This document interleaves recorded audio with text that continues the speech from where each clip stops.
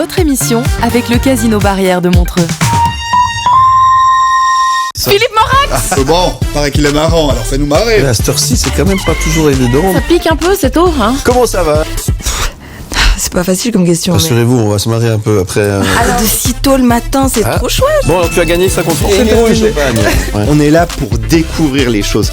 T'as tout dit. Contente d'être en Suisse, c'est un pays que j'affectionne particulièrement. Vous êtes suisse? Ouais. Et j'ai souvent des idées mauvaises. On n'attendra pas ton scoop ce matin. Ça s'appelle le coup de marteau. Incroyable. C'est moi qui pose les questions. L'invité du matin. Incisive, drôle et un brin lunaire, Cynthia Cataneo s'impose comme une étoile montante de l'humour en Suisse romande. Récompensée par le prix de l'humour SSA l'an dernier, l'humoriste jongle entre scène, plateau et chronique radio, captivant un public toujours plus large. Après son premier spectacle audacieusement intitulé Tais-toi, elle entame une tournée romande avec son nouveau One Woman Show avec des gens, c'est son titre. Les dates suisses incluent Vevey, déjà demain, le 30 janvier, Lausanne le 1er février, Gento le 15 février, j'espère que vous avez le temps de noter, je vous redonnerai les dates après, Annemasse le 7 mars, et puis Genève le 20 mars prochain, avant de conquérir la France, avec des étapes à Antibes, à Reims, à Metz, à Nice et même à Lyon. Cynthia Cataneo, une voix unique qui mêle impertinence et authenticité, promet de faire vibrer les scènes avec humour, avec un humour aussi intense qu'inoubliable. Pardon. Bonjour Cynthia Cataneo, comment ça va? Ben, ça va bien. Excusez-moi, je suis enrhumé, c'est un peu difficile. Pas de souci. J'ai pas dit de bêtises, j'espère. C'est les bonnes dates. Oui, c'est les bonnes dates, ouais. Voilà. C'est tout bon. Je suis en train de me réveiller avec vous là ce matin. Oui, merci en tout cas. Oui, alors merci d'être matinale déjà, parce que c'est vrai que quand on est artiste, on est souvent tard le soir sur scène, etc., etc. Vous n'êtes pas trop matinale d'habitude? Pas trop, non. Pas trop. Ouais, c'est un petit peu difficile. Là, oui, vu que je venais de Genève en plus en bus, je me suis bien levée à 4h30, donc je vais le sentir ce soir sur scène, mais c'est pas grave. Ça va être vous penserez à nous et nous on pensera à vous. C'est ça. En tout cas, merci d'être là avec ce nouveau spectacle avec des gens, c'est ça? C'est ça, exactement. Bizarre comme titre, ça, non? Bon, non, c'est quand même la base un peu de l'art sur scène, quoi. C'est d'être avec des gens. Enfin, c'est toujours mieux, en tout cas. Ouais. C'est plus d'ambiance s'il y a des gens dans le public, quoi. Mais donc, non, je voulais un peu mettre en avant cet art du stand-up où il n'y a pas de quatrième mur, tu parles avec les gens, et puis cette notion de partage. Et puis, vu que je parle aussi évidemment de ma confiance en moi, comment tu deviens quelqu'un qui t'accepte, etc., ça faisait le lien de parler de ça, quoi. Ouais, et c'est venu spontanément finalement ce titre avec des gens finalement de partage avec le public, c'est ça? C'est toujours difficile de trouver, je trouve, un titre qui est assez, qui illustre le spectacle. Donc j'ai mis un petit temps à le trouver, mais oui, après je me suis dit finalement c'est quoi ce spectacle? C'est ça, quoi, être avec les gens. Est-ce que ça laisse sous-entendre dans le titre qu'il y a une sorte d'interactivité avec le public? Moi j'aime bien, j'aime bien un peu dynamiser le spectacle en parlant aux gens. Après je le fais toujours avec bienveillance, et puis si on n'a pas envie de me parler, j'essaie de pas trop brusquer les gens, quoi. Bon, voilà. Alors, ça change beaucoup. Alors, ceux qui vous ont vu sur scène avec Tais-toi, c'était le titre de votre premier spectacle. De toi-même, ouais. Pardon, toi-même. Pas de souci. Oui, pourquoi je dis ça, toi-même. Est-ce que ça change beaucoup? Qu'est-ce qui a changé plus précisément? Ce qui a changé, c'est que donc dans toi-même, il y avait quand même une notion plus de one woman show, c'est-à-dire que j'incarnais aussi un personnage. Ouais. Donc c'était toute une discussion entre moi et un personnage. Et puis donc là, on est vraiment plus dans du stand-up. Donc c'est aussi écrit différemment, et j'essaie d'être au plus proche de qui je suis dans la vie de tous les jours, quoi. Ouais. Et ça change. Le premier spectacle vous a comment dire, inspiré un petit peu cette différence que vous vouliez donner dans celui-ci, c'est ça? En fait, le premier spectacle, donc c'était quand même il y a un petit moment déjà, c'était avant Covid, et puis en fait, je crois que pendant le Covid, c'est vrai que ça file. Ouais, ça file. Pendant le Covid, j'avais eu vraiment l'envie de plus parler de moi, de ma sensibilité, de mon regard un peu sur le monde, et puis en fait, j'ai commencé à écrire 1 heure de blagues, mais sans trop de fil rouge, et puis je pense que là, c'est vraiment cette dernière année où j'ai réussi à recentrer mes idées, et un peu voir où je veux aller, quoi. D'accord. Quelle est la plus grande vérité que vous ayez dite sur scène? Avec ce spectacle ou autrement? La plus grande vérité, je sais pas, je pense que j'assume peut-être ma fragilité, non, mais sensibilité qui peut être une force et une faiblesse, et je parle beaucoup de ça, de confiance en soi, et du fait que on est vraiment dans une société aujourd'hui où il faut un peu toujours bluffer, que tout va bien, que tout est parfait. Et puis je pense que je suis assez sincère sur le fait que je suis pas parfaite et puis c'est ok quoi. Et sur scène, on arrive à régler ça avec le public, avec soi-même finalement aussi. Je pense, ouais. En fait, ça fait hyper plaisir quand, par exemple, j'avais une date à Lyon il y a quelques mois où il y avait des jeunes filles qui m'avaient dit que c'est hyper touchant en fait et qu'elles se reconnaissaient dans ce que je disais, dans cette histoire de confiance en soi et de s'accepter en fait, même si on n'est pas parfait. Et ça, c'est vraiment un truc qui m'a vraiment beaucoup touchée, de me dire que voilà, ça parle à beaucoup de gens quoi. Ouais. Vous allez beaucoup tourner entre la Suisse et la France. Ouais. Est-ce que c'est foncièrement différent d'être en spectacle en Suisse et d'être en spectacle en France? Est-ce que vous devez adapter certaines choses? Oui, alors bon, forcément, il y a des petites blagues que tu peux pas faire quand t'es pas en Suisse. Ouais. Mais donc, il faut trouver des manières de les adapter ou ne pas les faire. Et puis après, au niveau du public, moi, je suis encore dans une phase où je découvre beaucoup les gens et je suis pas encore connue. Donc, forcément, il y a toujours une petite appréhension quand t'arrives dans une ville que tu connais pas. Mais je pense que la grosse différence, en tout cas, c'est avec Paris, où là, le public est exigeant et il faut y aller. Quoi. Le niveau est élevé aussi. Donc, on sent la différence quand même, la réaction. Ça rit au même moment. Est-ce que c'est les mêmes... Je pense que le public parisien, déjà c'est un brassage de plein de publics différents. Bien sûr, il faut essayer de toucher tout le monde, donc c'est plus difficile. Et je pense aussi que vu qu'ils sont énormément habitués à voir des gens connus à Paris, ils s'attendent à voir Gad Elmaleh ou quoi. Quand ils voient que c'est moi qui arrive sur scène, ils sont un peu surpris. Donc il faut redoubler d'efforts, je pense. Il y a un truc, il faut leur... On met la barre un peu plus haut. C'est ça. Mais c'est bien, ça fait travailler. Une pression supplémentaire, effectivement. Le prix Humour SSA que vous avez aussi gagné l'année dernière, est-ce que ça ajoute une pression supplémentaire finalement?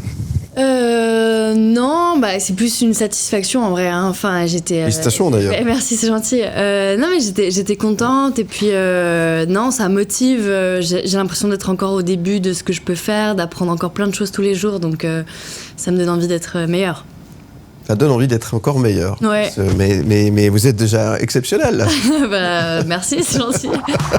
Merci Cynthia Cataneo d'être avec nous ce matin. Avec des gens, ce spectacle la tournée a commencé, alors ça y est. C'est ça. Déjà ce soir. J'ai commencé. Ce soir, je fais un plateau au Caustic, mais le spectacle, je le reprends jeudi là à Vevey, samedi Lausanne. Ouais. Et puis j'ai commencé en octobre. Très très bien. On va en parler d'ici quelques instants, juste après la pause. En tous les cas, merci d'être avec nous. Je rappelle qu'on vous retrouve en podcast et en image sur le site mlemedia.ch et dans moins de 3 minutes. Vous ne bougez pas. Bienvenue sur M le Média en DAB+, partout en Suisse romande et sur Canal+, Suisse Programme en clair. À tout de suite, bon réveil. De Morax. Tous les matins. Sur M le Média. Le 7-10. Philippe Morax. Bon, paraît qu'il est marrant, alors fais-nous marrer. À cette heure-ci, c'est quand même pas toujours évident. Ça pique un peu, c'est tôt, hein. Ouais. On est là pour découvrir les choses. T'as tout dit. L'invité du matin. Ce matin pour être avec nous sur le plateau, ça fait super plaisir d'accueillir Cynthia Cataneo. Merci d'être là, ça va toujours Cynthia? Ouais, ça va, je me réveille, j'émerge. On t'a fait un petit café quand t'es arrivé, on a été gentils. C'est vrai, super sympa. Bon, ça va. Avec des gens, nouveau spectacle qui tourne déjà depuis quelques semaines, hein, on disait tout à l'heure. Un petit moment, depuis octobre, j'ai commencé avec la Belgique, j'ai des petites dates en France, en Suisse, donc voilà, c'est cool. Et les retours du public alors par rapport à ce nouveau spectacle? Franchement, après c'est le spectacle que je rodais l'année passée, donc il a quand même pas mal évolué et tout, mais surtout de le jouer ailleurs qu'en Suisse, c'est cool, j'ai eu des bons retours. Je pense que les gens sont contents quoi, globalement. Ouais. Nul n'est prophète dans son pays, c'est une expression qui tient la route, qui est toujours d'actualité. Je sais pas, je pense que ça dépend de plein de choses, mais c'est vrai que je sais pas, il y a des ambiances, des énergies différentes chaque soir en fait, donc il y a un truc.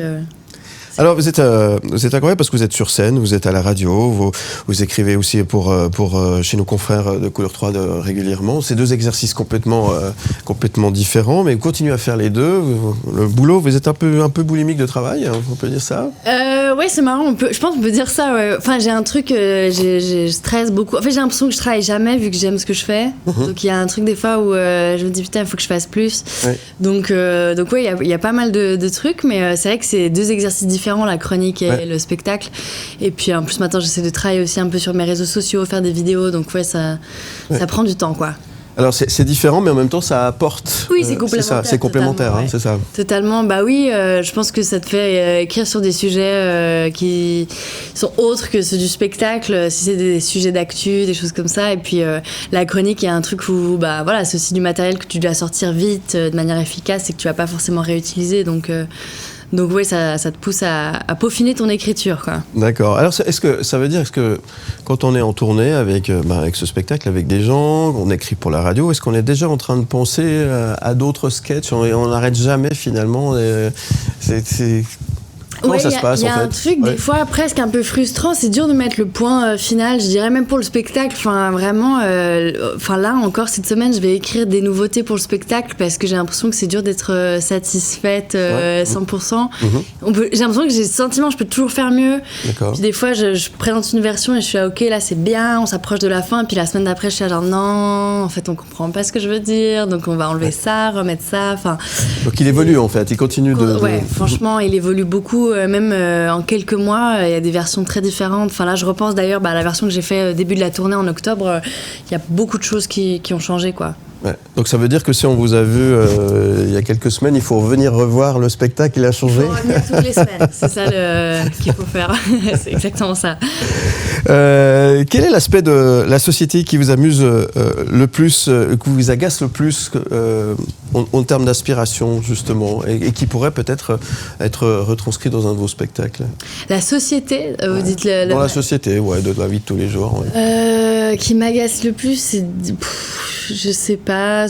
Ou qui vous amuse le plus ? Wow.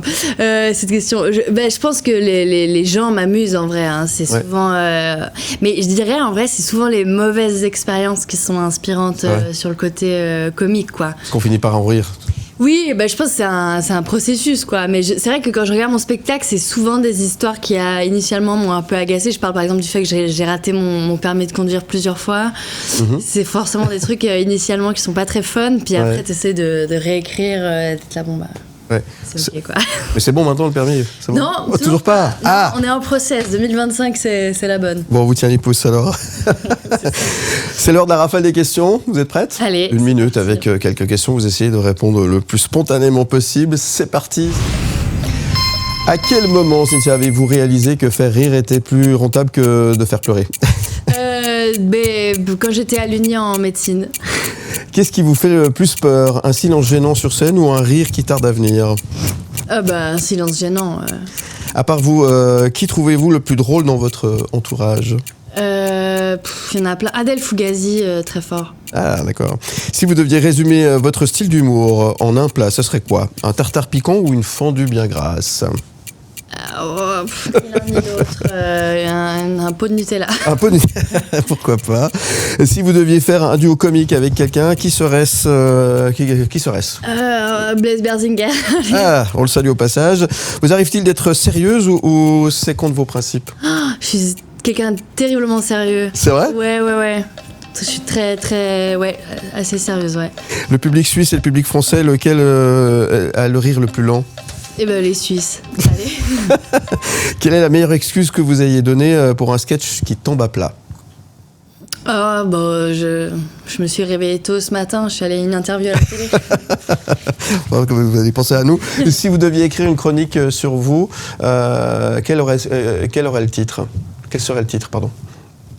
Susceptible. Susceptible ? Ouais. C'est vrai, c'est susceptible. Ouais, très, très susceptible. Bon.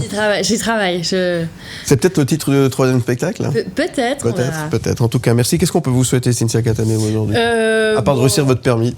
Ouais, réussir le permis, plein de gens en salle, et puis oui, que ça continue, quoi, qu'il y ait d'autres dates de tournée, et puis voilà. Eh bien, on vous souhaite tout ça. Merci d'être venu ce matin. Il n'est pas trop tard pour vous. C'était également une belle année 2025. On ne va pas se gêner. Merci à vous. Merci beaucoup. On vous retrouve en podcast en image sur le site mlemedia.ch et puis on viendra vous applaudir sur scène, évidemment. Et on retrouve toutes les dates sur le site mlemedia.ch.